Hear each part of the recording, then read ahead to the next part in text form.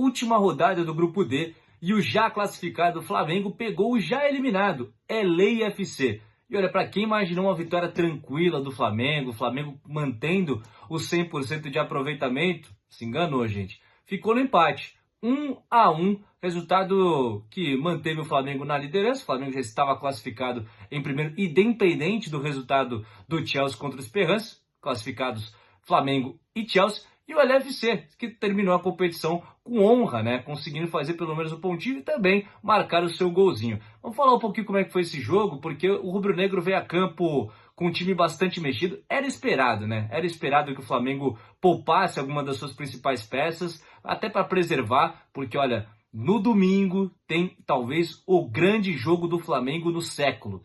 Daqui a pouco eu vou falar, tá? Vou deixar suspense para vocês, porque vamos falar um pouco como é que foi a postura do Flamengo, como o Flamengo jogou diante desse LAFC, time dos Estados Unidos.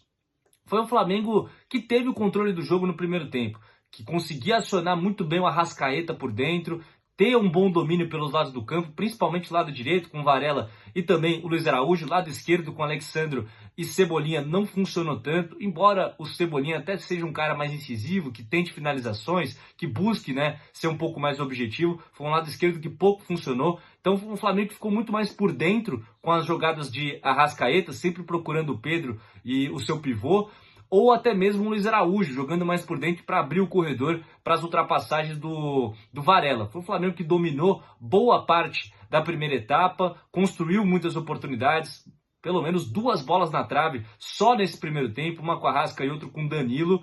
Só que o LAFC, que a gente já imaginava que ia vir com uma postura bem defensiva, né? Se defendendo com uma linha de 5, 2 jogadores fazendo a proteção com o Delgado e o Igor Jesus, e mais à frente 3 atacantes para tentar puxar esse contragolpe. Só que esse contragolpe não acontecia, o Flamengo não deixava a equipe do LA jogar. Os times americanos só conseguiam chegar na base da bola parada, e aí deu alguns sustos até na equipe brasileira. Mas no primeiro tempo ficou isso, 0-0 no marcador. Na segunda etapa, a gente tem mais do mesmo. Um Flamengo mandando no jogo, controlando, só que dessa vez ditando o ritmo da partida, sem acelerar tanto. Um jogo mais passivo. Deu a entender que estava se preservando, porque domingo tem pedreira. Tá curioso, né? Daqui a pouco eu vou chegar no adversário do Flamengo. E o LAFC também mantendo o mesmo comportamento, de se defender e tentar jogar por uma bola ali no contra-ataque.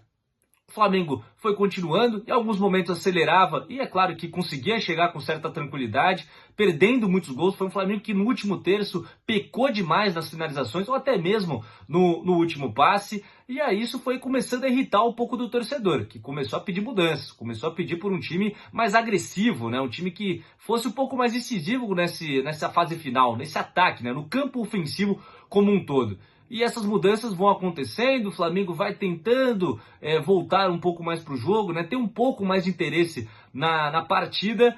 Só que quem sai na frente é o LAFC. Essa jogada rápida, né? Uma jogada de desatenção da defesa do Flamengo. A bola chega no Boangá, o principal jogador dessa equipe norte-americana. Ele fica cara a cara com o Rossi e faz ali o gol. Dava a entender que seria aquele jogo à la Central Córdoba, que o Flamengo martela, tem o domínio, mas não consegue fazer o gol. E o adversário, numa chance, vai lá e consegue colocar a bola dentro da casinha. Só que não foi isso que aconteceu. O Flamengo, a partir das mexidas, principalmente a entrada de Jorginho e o Wallace, consegue empatar o jogo. Grande passe de Jorginho, impressionante impacto que esse jogador já tem na equipe rubro-negra em tão poucos jogos. E o Wallace, que vai se mostrando uma ótima peça vindo do banco de reservas, né? Um talismã do banco de reservas do Flamengo para fazer uma linda jogada individual, bater na saída do goleiro e fazer o gol de empate. O Flamengo ainda até tenta buscar uma reação, tenta uma virada, mas no final fica nisso. 1-1. Agora tá curioso, né? No domingo, o Flamengo pega ninguém mais, ninguém menos do que o Bayern de Munique. Isso mesmo,